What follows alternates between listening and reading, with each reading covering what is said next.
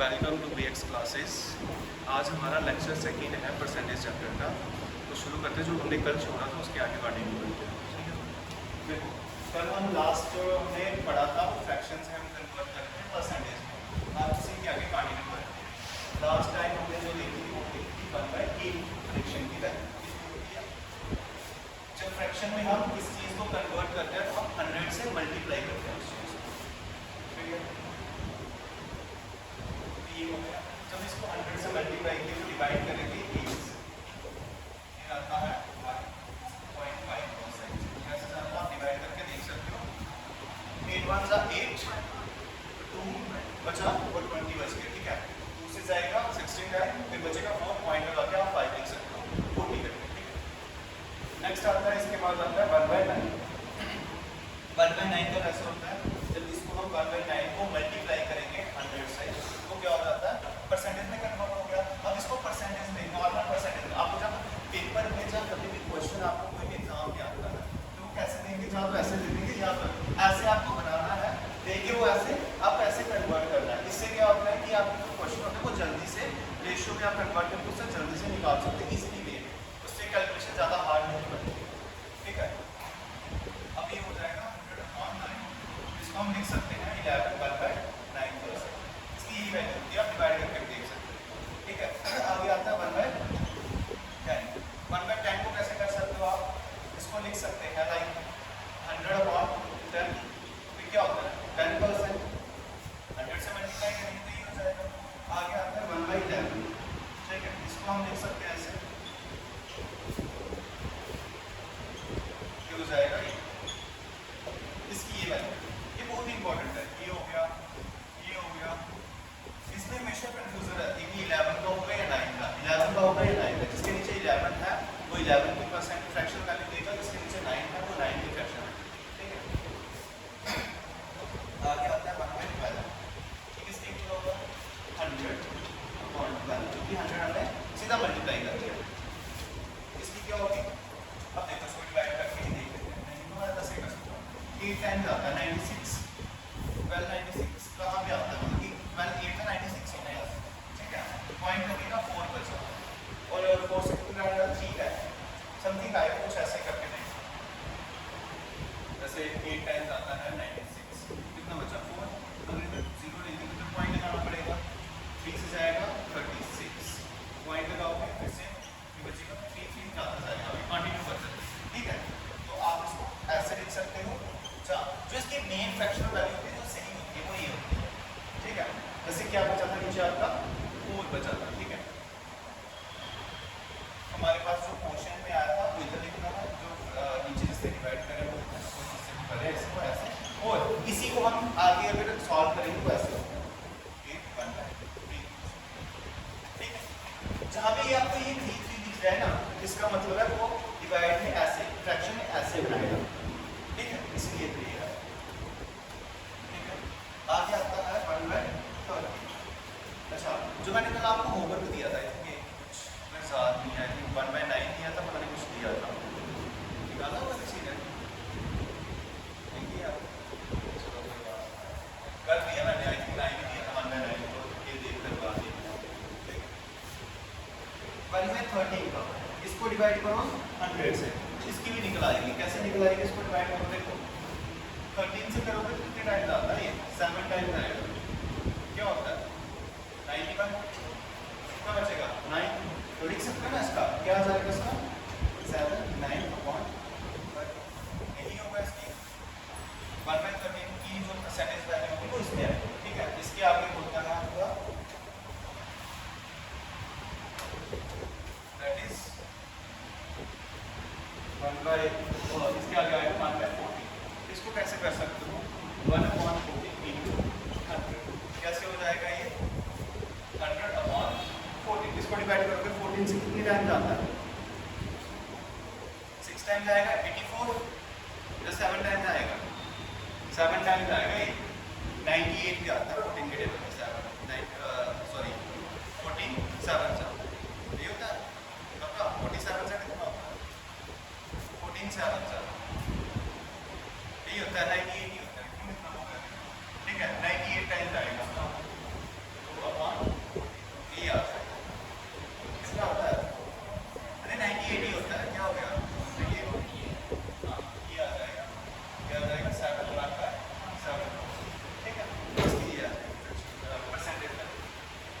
आगे 1/50 क्या होता है into 100 जाएगा 20 से इफेक्ट बनेगा 21 या जो हमने पहले पढ़ा हुआ ठीक है। आगे होता है 1/60 इम्पोर्टेंट है ठीक है 100/60 4 टाइम जाएगा 25/4 ठीक है। कितने टाइम जाता है 6 टाइम 1 ये आ जाएगी इसके परसेंट ठीक है। ये होती है आपकी एग्जैक्ट वैल्यू और जो इसमें आती है ना क्या बोलते हैं इसको हम बोल सकते हैं अप्रॉक्सीमेट वैल्यू। ये क्या होती है अप्रॉक्स वैल्यू। अप्रॉक्स वैल्यू क्यों बोलते हैं इसको क्योंकि इसके आगे आपका कंटिन्यू चलता जाएगा लेकिन इसमें क्या है इसमें आपका कंटिन्यू नहीं हो पाएगा जस्ट आपका इतना ही नंबर आ जाएगा ठीक है। इसीलिए इसको अप्रॉक्स वैल्यू और इसको अगर ऑप्शन में कभी भी ऐसा क्वेश्चन आता है उसकी परसेंटेज वैल्यू पूछी मान लो इसकी परसेंटेज वैल्यू पूछ रही है मैंने ऑप्शन में ये भी लिखा हुआ है और ये भी लिखा हुआ है तो आप इसको प्रेफर करना कि अप्रॉक्स मतलब ये एग्जैक्ट वैल्यू है ये अप्रॉक्स वैल्यू ठीक है। इसको प्रेफर नहीं करके आप इसको प्रेफर ठीक है। ऑप्शन आएगा नहीं कभी अगर बाई चांस आपको पूछ लेता है दोनों ऑप्शन दे देता है तो ये होगा सही एग्जैक्ट अगर उसने एक्यूरेट पूरा पूछा है तो इस क्वेश्चन पे आएगा ये आपका ऑप्शन ठीक है। बस इतना ही रखो आगे ज़्यादा वो करने की क्योंकि आगे बात चलते जाएंगे ऐसे तो अगर मैं पूरा करवाना पड़ा पूरे तो कुछ रख देना जैसे इसका अगर 2 से मल्टीप्लाई करोगे तो क्या बन जाता है 1/8 आ जाए उसकी वैल्यू यही आ जाएगी। अब इसको 2 से मल्टीप्लाई करोगे तो हाँ इसको 2 से करोगे तो कितना आएगा इसको देख लेते हैं एक बार इधर 2 से मल्टीप्लाई करेंगे तो इधर भी 2 से मल्टीप्लाई करना पड़ेगा ठीक है। अब देखना क्या बन गया इसका ये बन गया ना। अब इधर देखो इस वैल्यू को इधर लेके आओ इसको 2 से मल्टीप्लाई करो अगर इसको करोगे तो ये 12 बन जाएगा और ये बन जाएगा 4।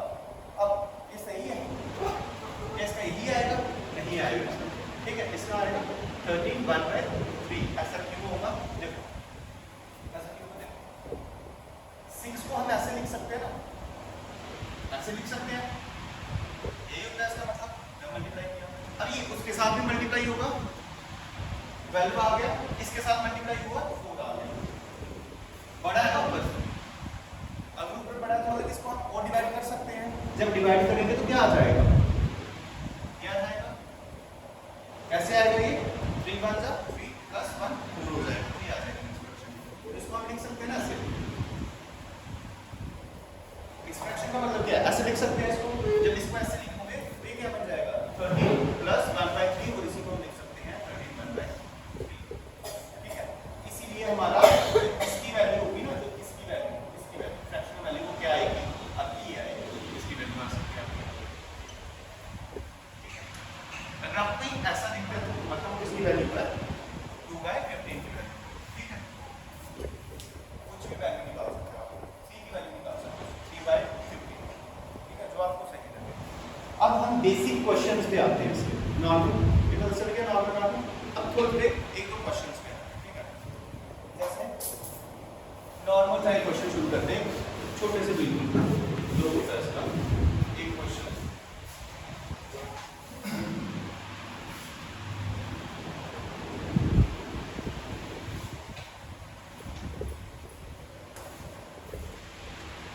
जैसे मैंने बोला एक लड़का है उसकी हाइट जो है वो 20% बढ़ गई किसी दूसरे लड़के से ठीक है। जैसे मान लो परसेंट का क्वेश्चन देखते हैं जैसे कोई लड़का है ए नाम का ठीक है उसकी हाइट जो है वो है आपकी कैसे करेंगे इसमें 70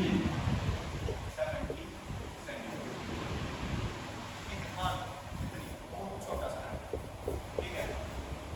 और दूसरा जो लड़का है उसकी है आपकी हाइट जो बी नाम का लड़का है उसकी हाइट है 9 सेंटीमीटर ठीक है।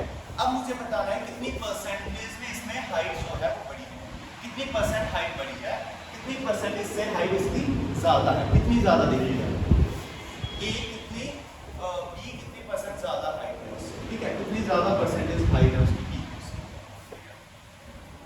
तो निकालने में बी की height how much percentage more than is, ठीक है। तो कैसे करेंगे इसको हम? मुझे बताओ, ए की अगर 70 है, बी की अगर 90 है, तो कितनी ज्यादा दिख रही है आपको? 20 दिख रही है ना, है ना? बी की कितनी ज्यादा है? दैट इज 20 सेंटीमीटर ज्यादा। किससे ज्यादा है 20 सेंटीमीटर? ए से ज्यादा है ना। जिससे ज्यादा है वो नीचे रखोगे और जिससे जितनी ज्यादा है ऊपर रखोगे। अब कितनी ज्यादा है? 20। किससे ज्यादा है? 70 से। तो परसेंटेज में पूछिए ना, उसकी परसेंटेज पूछिए, तो परसेंटेज निकाली कैसे हो जाएगी? 0 से 0 कैंसिल हो गया। बी की हाइट कितना आ गया? 200/7। और इसका मैंने कल ही बताया था आपको क्या आता है, इसकी फ्रैक्शनल वैल्यू बताई थी मैंने। 2/7 की क्या होती है? नहीं पता, चलो निकालते हैं, ठीक है। देखो क्या होता है, कैसे करते हो आप? 7 इसको 2 से करेंगे तो कितना टाइम जाएगा? 14 कितना था? 6 ये आ गया। अब 60 से नीचे कौन सा होता है? 8 6 टाइम, ठीक है। ये आ गया। अब क्या बचा? जहाँ तो आप सीधा ऐसे लिख सकते हो, कैसे लिखोगे? क्या 28 4/7%। इतनी परसेंट ज्यादा हाइट है किसकी? बी की। किससे? ए से, ठीक है। अगर इसी में पूछ लेता है वो कि बी की हाइट, ए की हाइट कितनी कम है बी से, तो कैसे लिखोगे? कैसे करोगे? कितनी कम है? 20 कम है।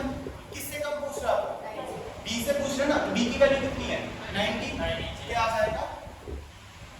20 कम है उससे, प्लस है, तो माइनस आप लिख सकते हो, ठीक है। डिक्रीज हो रही है, डिक्रीज हो रही है, ठीक है। और किससे कम है? बी से, 90 से, ठीक है। कितना आ जाएगा? 200/9। ये आएगा। माइनस का साइन जस्ट होता है डिक्रीजिंग के लिए, वो छोड़ दो, ठीक है। कम है। अब देखो, अभी मैंने इसकी फ्रैक्शनल वैल्यू बताई थी। 1/9 क्या होती है? 11/9 ये होती है। अगर 2/9 होगा तो क्या हो जाएगी? 22 2/9 ये भी हो जाएगी या कुछ और होगी? ये होगी ना, पक्का, ठीक है। तो ये आ जाएगी, कितने आ जाएगी इसकी वैल्यू? -2 to 2/9। कितनी परसेंट उससे कम हो, ठीक है। ये हो गया एक क्वेश्चन आपका, इसमें जस्ट परसेंटेज इंक्रीज और डिक्रीज, ठीक है। तो आप दूसरा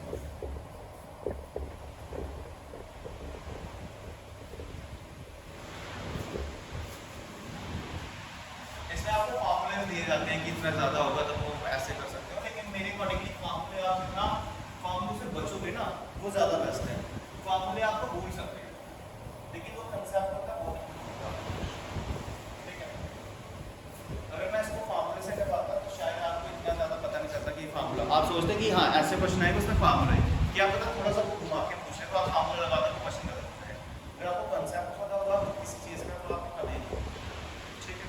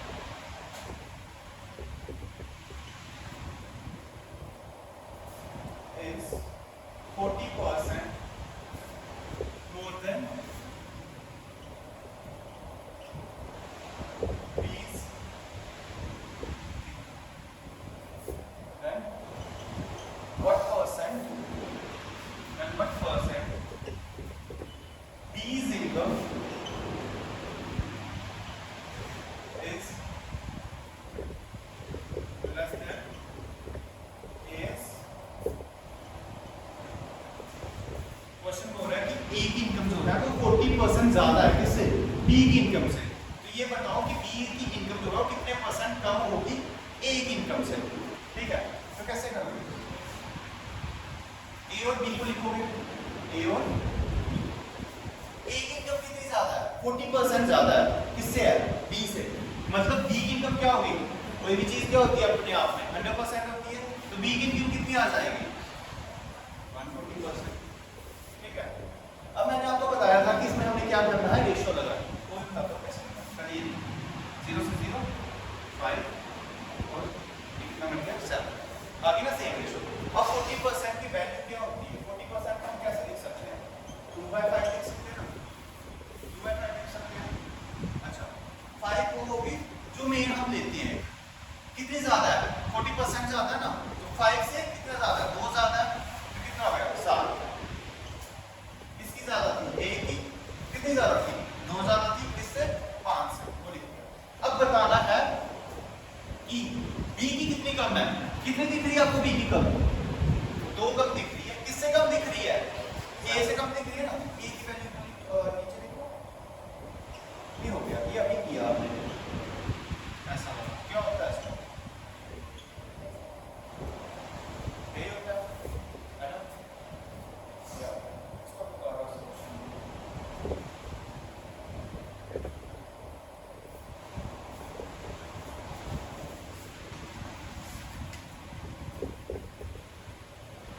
अभी बेसिक टाइप चल रही है आपकी कोई होगी, नॉर्मल बेसिक टाइप, अभी टाइप शुरू करेंगे। तो हम परसेंटेज चैप्टर को टाइप्स में पढ़ेंगे, like first type, second type कौन सी होती है, कौन सा आता है, एक्सपेंडिचर वाला कौन सा होगा, इनकम वाला और वोटिंग वाला कौन सा होगा, वो सब हम टाइप्स में पढ़ेंगे, ठीक है।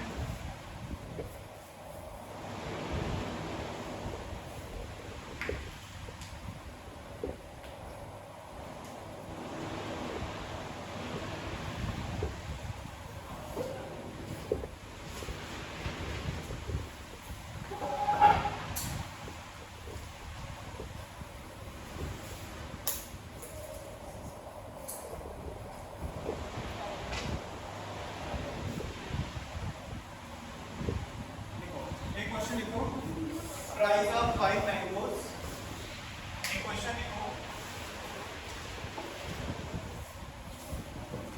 एक क्वेश्चन लिखो, प्राइस ऑफ 5 मैंगोज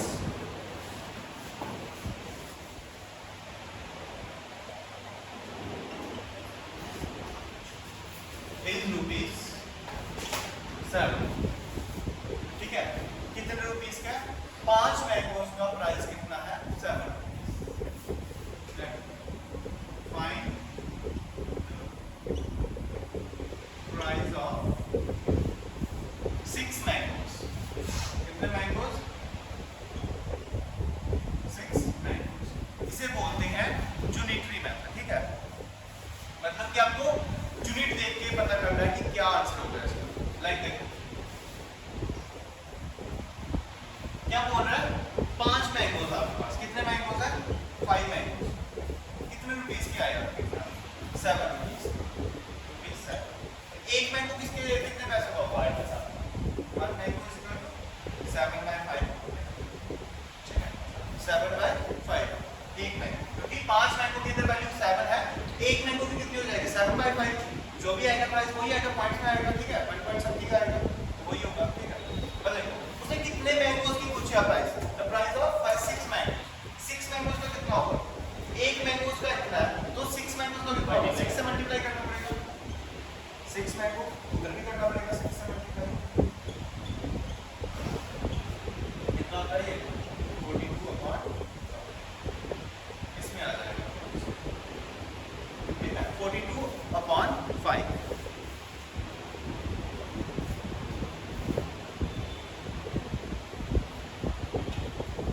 समझ आइए आपको सबको, ये तो यूनिट है। नेक्स्ट क्वेश्चन लिखो, उतार दिया सबने, ये उतार दो।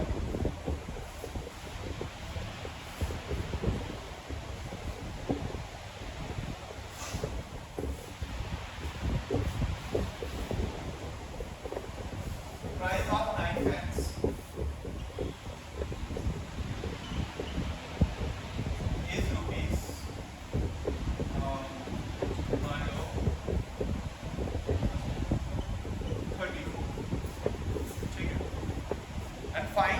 many pens can be purchased?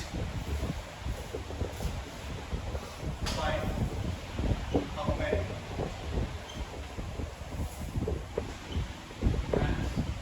can be purchased with rupees 50.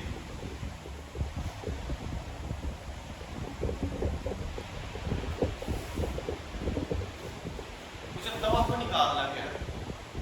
किसकी क्वांटिटी निकालनी? पेन्स की क्वांटिटी निकालनी ना। पेन कितने के आ सकते हैं?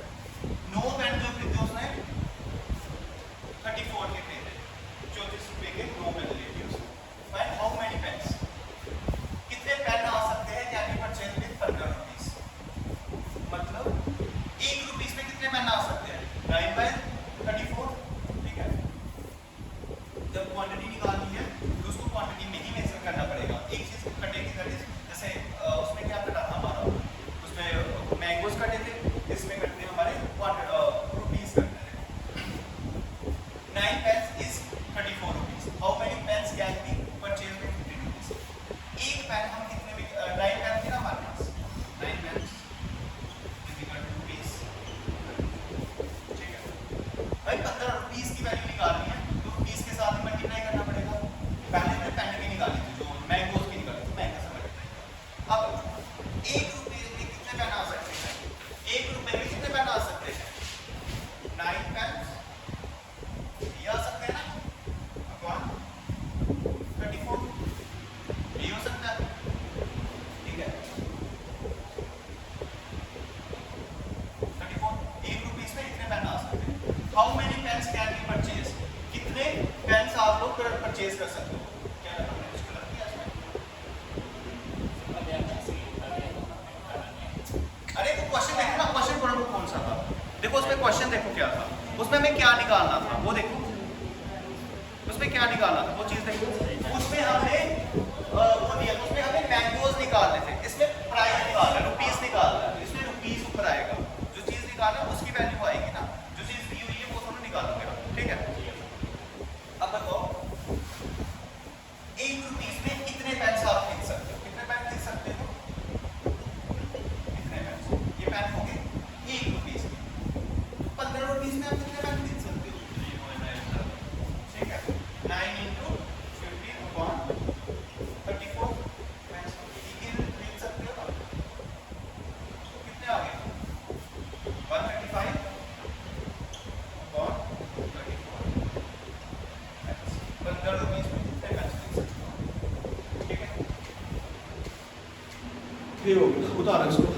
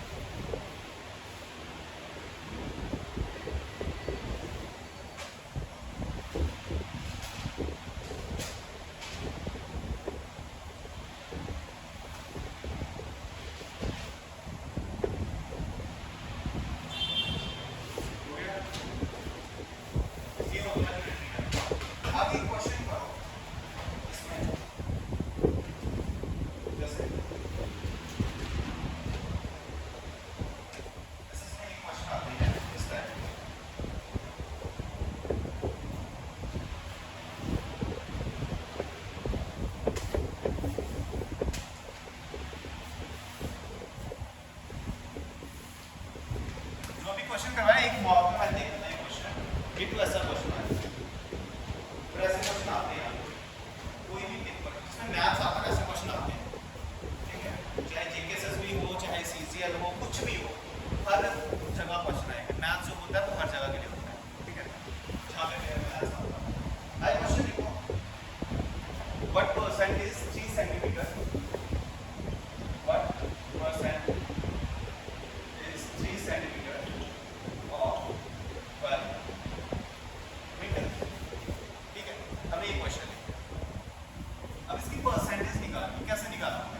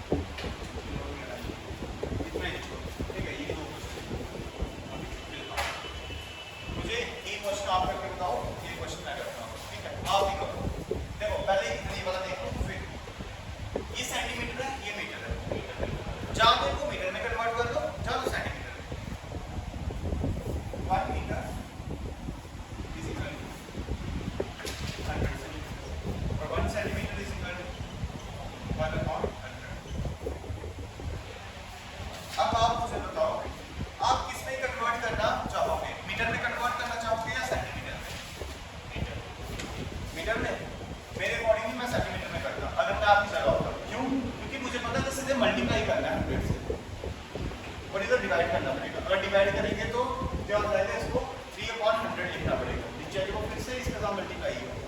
तो इसलिए चुने क्यों तो कट ही जाएगा। देखो 3 सेंटीमीटर वही परसेंटेज निकालिए, what percentage 3 centimetre of 12 metre का, 12 मीटर का 3% कितने परसेंट होगा उसका, ठीक है। 3 सेंटीमीटर जो है वो 12 मीटर का कितने परसेंट होगा, बहुत छोटा सा होगा परसेंट, ठीक है।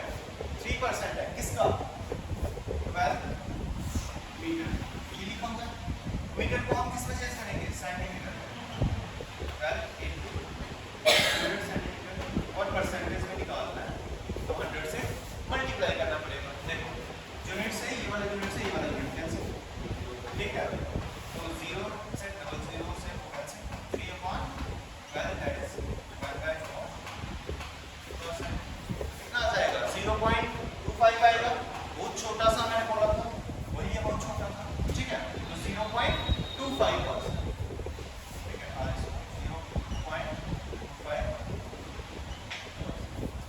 इसको ऊपर लिख लेना 1/4, 25%। ये नहीं होगा, ये परसेंटेज में है, ये फ्रैक्शन में होता तो हम लिखते, ये परसेंटेज में खुद आया, ठीक है, बहुत कम परसेंटेज।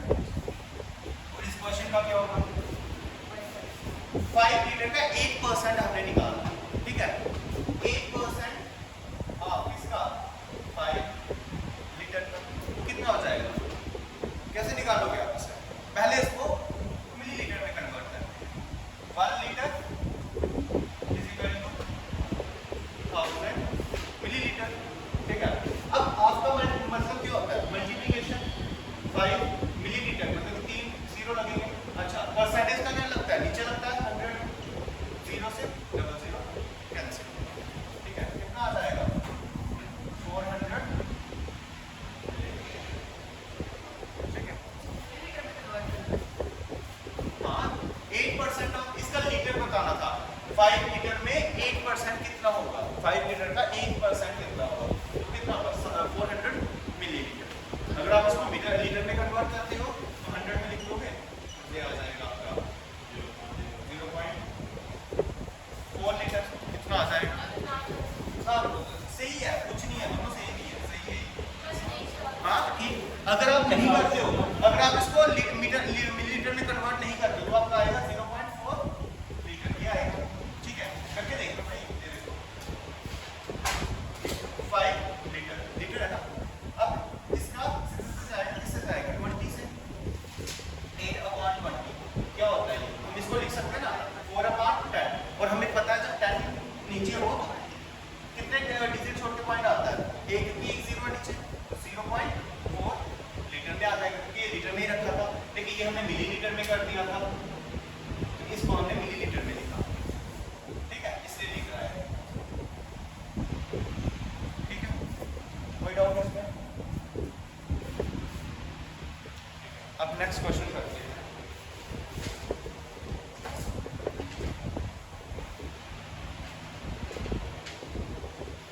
जैसे एक क्वेश्चन हमारा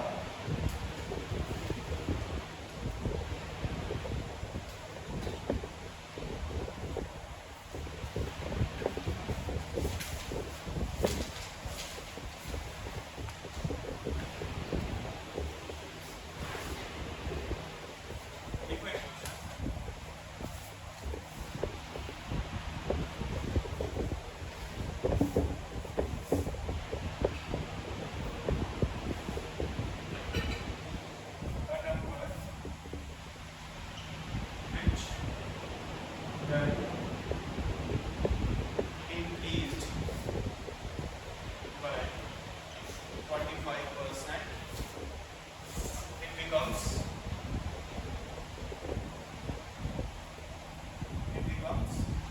125, ठीक है। Then find the sum, ठीक है, क्वेश्चन में कैसे, then find the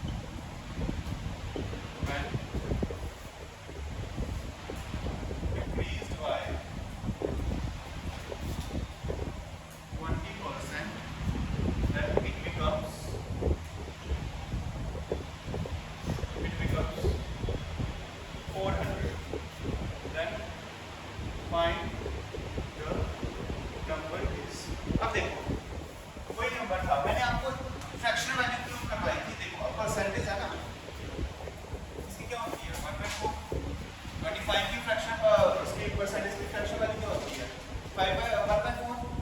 अब वो हो रहा है जब एक नंबर कोई 4 को नंबर था एक्चुअली, वो नंबर बढ़ेगा किससे? फ्रैक्शनल वैल्यू क्या होगी 25 की 1/4, मतलब कि 4 से बढ़ के 1 हो जाएगा, दैट इज 5 हो जाएगा। ठीक है, 4 से बढ़ के कितना हो गया? 5 हो गया, है ना। अब जब 5 हुआ तो वो नंबर कितना बन गया हमारे पास? 125। कितना बन गया? 125। मतलब 5 की वैल्यू क्या होगी? 125। 1 की वैल्यू कितनी हो जाएगी? 25। इधर जब 25 से मल्टीप्लाई करेंगे तो कितना आ जाएगा? 100। तो एक्चुअल नंबर क्या था हमारे पास? 100। जब हमने उसमें 25 का इंक्रीज किया तो वो कितना पहुंच गया? 125। आप इसको इस तरह से भी देख सकते हो अगर आप करना चाहते हो। ठीक है, कोई नंबर था, मान लो हमारे पास x था, x नंबर था, तो कितना था? हमने मान लिया 100। जब हमने उसमें इंक्रीज किया, कितने का इंक्रीज किया? 25% का इंक्रीज किया। ठीक है, जब 25 इंक्रीज हुआ तो कितना हो गया? 125%। यही हुआ है, लेकिन वो पूरा नंबर कितना बन गया? 125। मतलब 125% की वैल्यू किसके इक्वल है? 125 की 1% की वैल्यू किसके इक्वल होगी? 1 की। तो 100% की वैल्यू किसके इक्वल होगी? ऑब्वियसली 100। ठीक है, तो वो नंबर ही क्या होगा आपका? 100 ही होगा। ठीक है, अब दूसरे वाला वो खुद करके बताओ मुझे थोड़ा सा, वो दूसरे जो क्वेश्चन है वो खुद करके बताओ मुझे। देखो, a number which when decreased by 20%,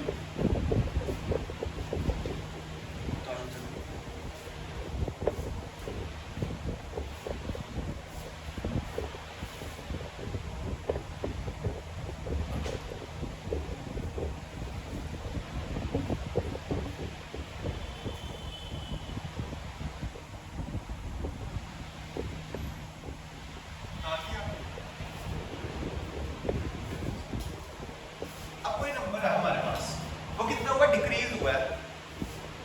20% की फ्रैक्शन वैल्यू क्या होती है? 1/5। अब डिक्रीज हुआ, पहले बढ़ रहा था तो हम प्लस कर रहे थे, अब डिक्रीज हुआ है, क्या करेंगे? माइनस करेंगे। 5 में से 1 गया तो कितना हो गया? 4 हो गया। अब जब वो 20% कम हुआ तो कितना बन गया? 400। कितना बन गया? 400। अच्छा मुझे बताओ 400 कैसे आ सकता है? 4 को किस नंबर से मल्टीप्लाई करें कि 400 आएगा? 100 से। तो इसका मतलब इधर 100 से मल्टीप्लाई हुई है। जब इधर 100 से मल्टीप्लाई हुई है तो ऑब्वियसली इधर भी 100 से मल्टीप्लाई करेंगे। ये होता है रेशियो मेथड, जिसमें एक नंबर से मल्टीप्लाई करेंगे, दूसरे को भी उससे ही करना पड़ेगा। ठीक है, इसमें हम प्रोपोर्शन लगाते हैं। जब आप रेशियो प्रोपोर्शन पढ़ोगे पढ़ाऊंगा कि कैसे रेशियो को प्रोपोर्शन में जब चेंज करते हैं तो वो सेम नंबर से मल्टीप्लाई करता है। ठीक है,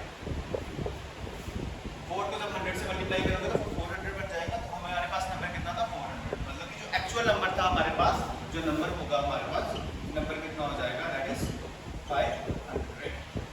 ठीक है, अगर आप दूसरी तरह करना चाहते हो 100 20% कम हुआ तो कितना पहुंच गया? वो 80 की वैल्यू दी हुई है उन्होंने 80%, 100 से 100%। 80 की वैल्यू दी हुई है 400। तो इसको किससे मल्टीप्लाई करेंगे? 5 से।